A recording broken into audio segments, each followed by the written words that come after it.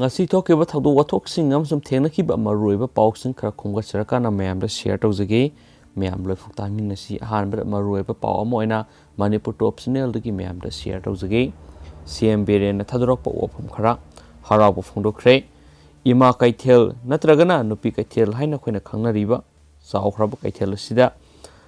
hangdokhibaga loinana covid situation su fogalakpaga loinana ima kaithel si Mars ki tang kun ga mathoi English ngani ga kundagi launching khibani pandemic oiba laiset asi sandorak pada control toba ngamna bagi damak amasum se minister berena ima punamakta thagatpa phongdokre support tawibigi damak amasum cooperation tawibigi damak amasum sahi amagi oina government waiving of vendor license fee gratitude amasum respect so tawibigi damak bikre haba wafum ma warol ma thagat pirai yamna mak laiba faba ma namam amasum ima kaitel hangdokpaga iroinana yamna nungaiba paw amana khoigi vendor license fee si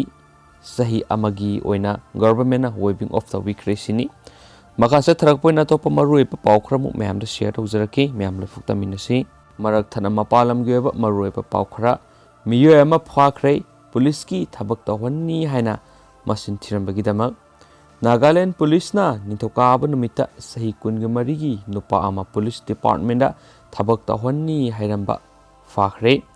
nupa si rabozo mediogi mission compound kuhima da gini suhairi amasum fake appointment letter kya muksu issue torame suhairi amasum case ama register tawkhre suhairi hana police na thadorap warol amana su makhata na phungdorakli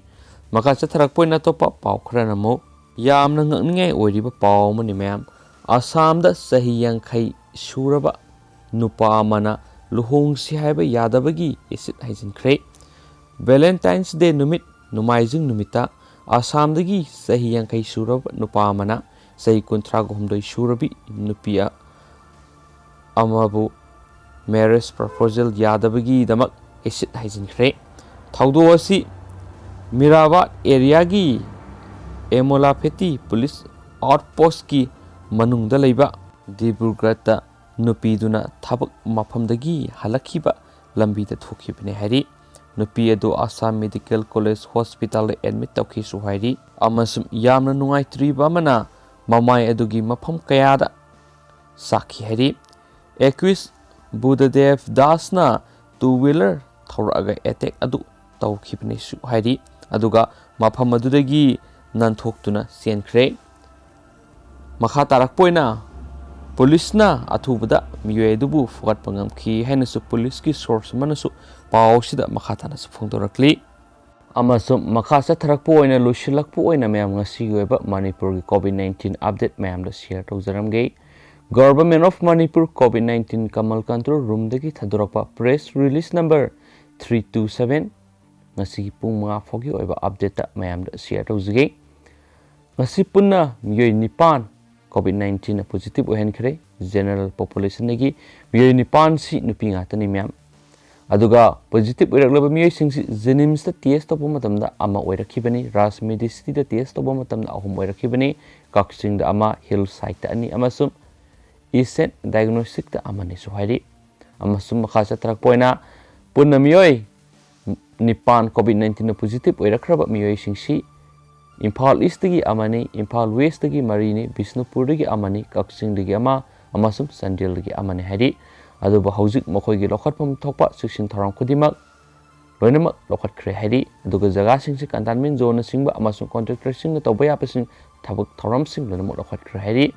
ngasi su lepa phabadagi COVID-19 miyoy amata sikhitre adubo apun boina sian khiba miyoy masingdi sahumga humdrago humda sukhrei aduga ngasi su lepa phabadagi COVID-19 dagi naba praktuna negative oiduna discharge tokhiba miyoy masingsi tareni miyoy taret asi CIPF dagi amani amasum home isolation dagi miyoy tarukni su hairi aduga hauji oiriba apun boina Manipur COVID-19 positive oihan khibisi miyoy lising kunga mapanga saniga mari sure miyoy singsigi manungda general population dagi miyoy lising kunga mangaga satet ka humdrago humdoini amasum central security personnel dagina miyoy lising humga samriga kuntraga mathoini suhari amasum recover tokhiba apun mamioi masingsi manipur gi oina lising kungani panga satret ka humdra ga manga sure makoi singsi general population digi mioi lising kunga manga ga sahum ga kuntra ga mapanne amasum central security personnel dagina mioi lising ahum ga samri ga tara ga taruni su hairi amasum hauji active case oina lairiba mioi da manipur hauji nahalaga lairiba mioi masingsi covid-19 na mioi humdra ga taruk tang subna tagi ngasilagle mioi humdra ga taruk sigi manung sida general population dagi mioi humfu ga mangane amasum central security personnel dagina mioi tara ga mathoini hairi aduga hauji lairiba khoi state manipur gi recovery rate adugi matik singthaninge oiri recovery rate 98.46% lairi hainasu press release na makhatana su phungdorakli loshilakpoina myam press release na makhatana su phungdorakli vaccination data ni myam covid-19 gi manipur gi vaccination data si matang na myam da khatang samnakna share tawjaramge latest information gi data gi matung ina myam ngasi gi oina vaccination tokhiba mioi masingsi lisinganiga samapan gi kuntrani aduga apun boina vaccination tokhiba kogi manipur da mioi masingsina lising kun ga manga ga sahunga yankhai ga mapani sohari aduga till date ngasi phogi oina apun ba healthcare worker vaccination tokhiba mioi masingsi lising kun ga mathoi ga supna gi marini aduga hairiba masingsida yauriba singsina the directorate of rims Jenims Family Welfare Services State Mission Director amasum Director Health Services the CMOS DFWOS DIOS of the district the chairman cum managing director of Sija Hospital and Babina Diagnostic ne amasum hida vaccination asi tawgibasida ma'am reaction gumba allergy gumba natragana adverse event have immunization gumba siguma singsi hojikpagi oina siguma thokiba amta leitare tawbatabu mioi nipuga mathoidi mild reaction gumba di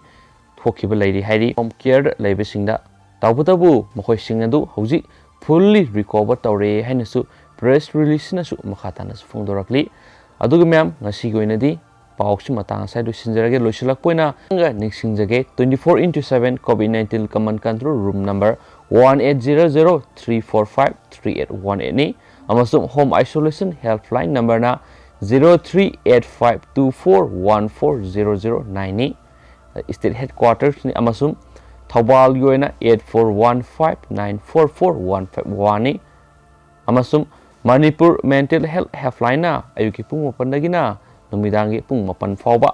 for mental well-being gi singi oibasingna 104 delta bu hainasu press release na makhatana su phungdok pidai do memena pathok saki bi so ki balan ki kya yar sung ngakpi gani do mem hos ngasi goina di matang sai lu sinjarage do anoba I pausing khunga charkana khungsu soidna mem da yari ba makai ayukta share tawna ba hona jarake